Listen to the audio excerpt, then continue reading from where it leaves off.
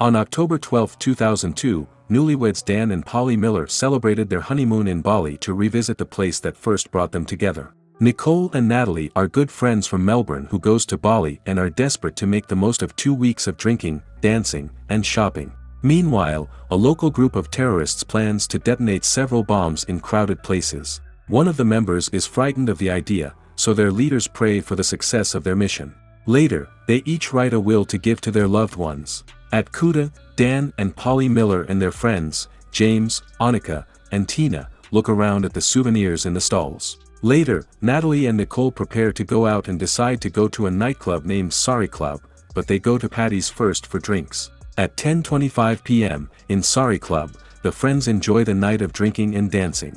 At 11:04 p.m., the two terrorists from earlier arrive outside Sari Club, and they nervously prepare to do their mission. At 11:05 p.m., Natalie and Nicole arrive at Patty's bar. They immediately go to the dance floor and dance to the music. Moments later, one of the terrorists goes inside. He goes to the middle of the dance floor and then detonates the bomb. At 11:10 p.m. at the Sari Club, the attendees were unaware of the incident that had just happened. Outside the club, the other terrorist triggers the bomb he's holding. Many of the Patty's bar attendees are injured and trying to run away from the flames. Natalie gains consciousness and looks for Nicole in the crowd. She frantically calls out her name until she finds a severely injured Nicole on the ground. Natalie helps her up, and together they go out of the burning remains of the bar. At the same time, Polly gains consciousness and struggles to get up from under some debris.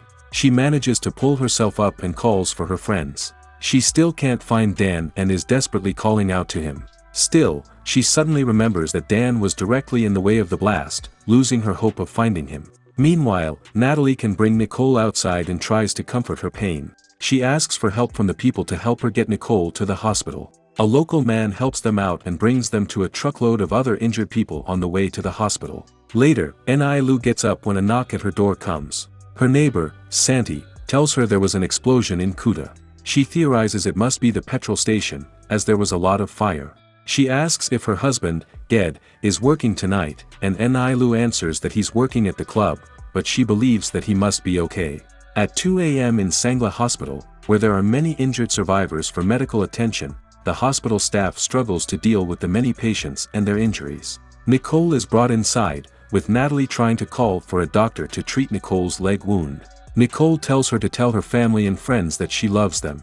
Natalie consoles her by reassuring her that she can do it by herself. A few beds down, Polly is being examined by a doctor, and she asks for a list of survivors, asking for Dan, but her questions are unanswered. James soon arrives, and she tells him of a list by the hospital entrance to check if Dan and any of their friends are there. He soon comes back, and James claims that Dan is coming. The media enters the ward and takes videos of the suffering patients. Still, Natalie stops them, so their families won't see them in pain. Two vacationing Australian doctors come to the ward and help out as much as they can. One of them, Vij, soon comes to Nicole's aid. Nicole says she can't feel her arm anymore. He tells them that she needs to get operated on soon, or she'll lose her arm. Later, Nilu arrives at Kuta and sees the many devastated relatives of the victims. She also sees the corpses of some of the victims. She asks around about the whereabouts of her husband, Ged, but is unsuccessful. She sadly calls out for him and sadly weeps at the possible loss of her husband. Meanwhile, in Canberra on October 13th, Graha Ashton gets a call regarding the incidents. He receives an order to go to Bali to oversee the situation, collect evidence, identify the dead, and bring the injured Australians back to the country. They still don't have approval from the Indonesian to investigate the case, but they will have to do so even without it. In a local diner in Banyuwangi, East Java, a man is listening to the news about the incidents in Kuta and another similar incident that happened near the US Embassy at the same time. They theorized it to be a terrorist attack, but no groups have claimed responsibility. The man posts a manifesto in a local online forum, claiming the day of retribution is here. In Perth in 1995, Dr. Fiona Wood experimented with skin cells that can regenerate in 30 minutes, compared to the usual 21 days for it to regrow. Her cell spray kits might replace skin grafts, especially in treating burns. In Kuta, October 12, 2002, Jono is surfing the waves with a couple, Hannabeth and Mark. Jono invites them that night to Sari Club, then continues to surf the waves. At the Sari Club at 10:25 p.m., they enjoy the night by drinking and dancing to the music. Then later that night, they, too, are victims of the bombings. When the dust has settled, Jono helps out Danny, trapped under some rubble, and brings her outside. Hannabeth tries to find Mark, but her friend brings her outside and reassures her he must be out already. Outside, Jono calls for aid to help Danny, and a man helps him bring her to a truck full of other wounded individuals. They later got brought to Sangla Hospital, where they treated the others. Vij comes to help and orders the nurses that the burn patients must be hydrated and clean their wounds. He assesses Jono and tells him they must cut now, or he'll lose his limbs. Hannabeth comes over and asks Vij if he has seen Mark, but he hasn't. The other Australian doctor comes over and tells him that the hospital has run out of anesthetics, analgesics, and oxygen. Vij orders her to share the oxygen between patients. Vij tells Jono that he must cut his burns now, and he doesn't have painkillers, but he still has to do it. Joan writhes in pain as Vij cuts his burns. The next day in Perth, Vij calls Dr. Fiona Wood and tells her about the situation in the hospital. She goes to the Royal Perth Hospital and orders everyone to prepare to receive the patients coming. They will work 24/7 for a few weeks, especially with burn patients. They will use anything they got, especially Wood's experimental cell spray. In Sangla Hospital, Vij is categorizing the patients from 1 to 5, ones will be prioritized first and will get evacuated first. Vij tells Polly she'll be on a rescue flight but needs her British passport. So, James offers to meet her at the airport, but she wants to leave with her husband. In an Australian military plane, Graham Ashton tells his team that they will investigate the bombing, whose it was, and what made it. He reminds them that this is an Indonesian investigation, so they will work with them to investigate the attack. Vij is in charge of evacuating injured survivors from the Sangla Hospital and seeing them taken to hospitals all over Australia. When Natalie and Nicole were finally able to see each other again, Natalie made a solemn vow to ensure that they would never get parted again. The military plane finally arrived at Denpasar Airport on October 12 at 11 p.m. Many of the wounded are ready to be transferred.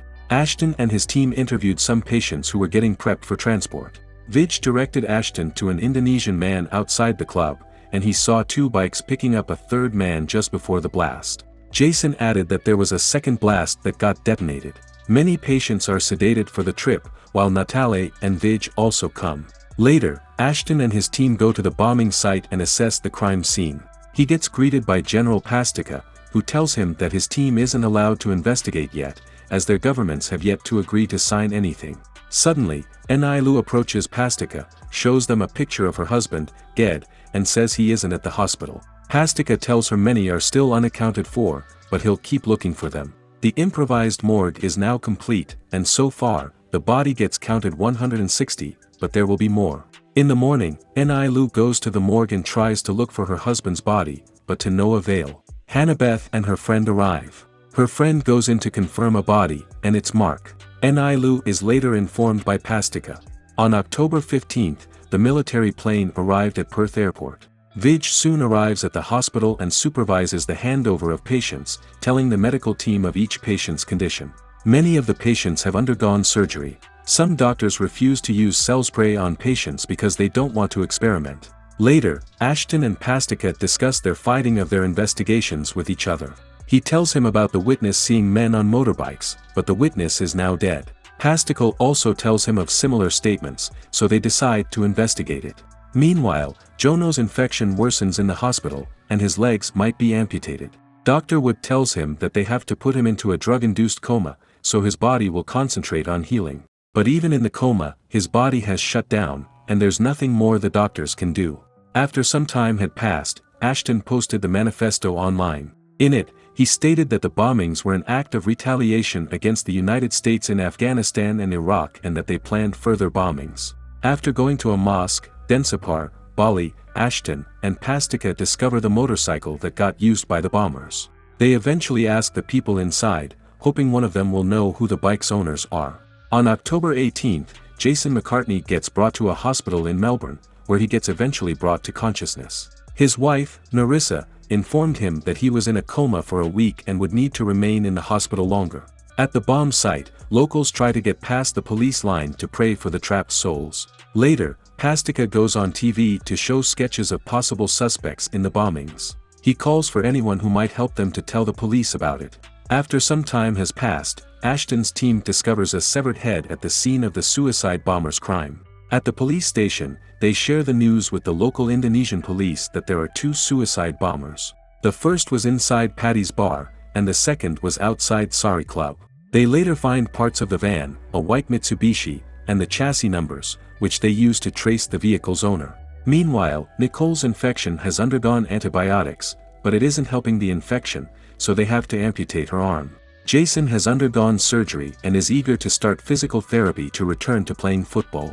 He sometimes gets flashes of the bombing that haunts him. With the help of Ashton's team and the use of their technological resources, the Indonesian police conducted a raid to apprehend a man who was involved in planning the bombings. Finally, they arrest one of the men involved in the bombings, Muklas. They later find the group's headquarters, where they find the materials used for the bombs. Upon further investigation, they figured out that Samudra Imam was the one who ordered the attacks. He's a JI hardliner with connections with Bashir, the supposed mastermind. Nilu gets given the only remains that match Ged at the morgue. However, there's only a small box full of Ged's remains because there's a possibility that he's the one severely injured in the explosion. It breaks her heart to the core, and she clings to the box to her bosom.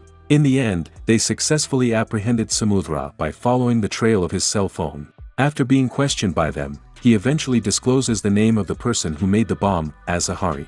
8 months after the bombings, Jason McCartney's supporters are relieved to see him return for the upcoming football season because he has fully recovered from his injuries. Polly finally regains consciousness while being treated at a hospital in Brisbane. When she comes to, she inquires about Dan's whereabouts, but her mother informs her that he perished in the fire along with 9 of her other friends. When she comes to, she's devastated. The sight of the perpetrators has infuriated many of the victims' relatives. In particular, a distraught Nilu got left without any support for herself and her 2 young children.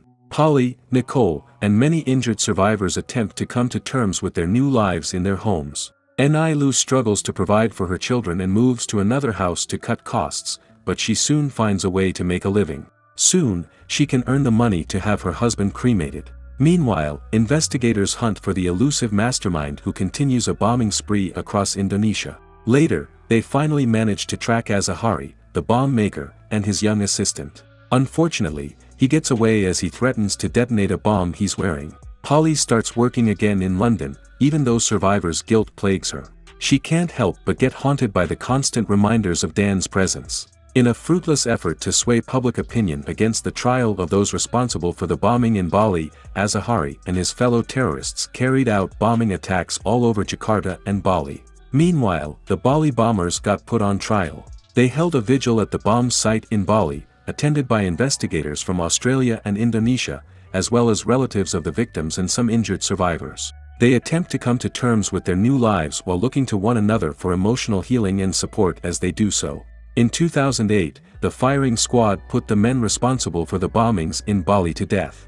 Did you enjoy this film? If you did, make sure to hit that like button and subscribe to our channel for more amazing movie recaps. If you have any movies in mind, do let us know in the comments section below.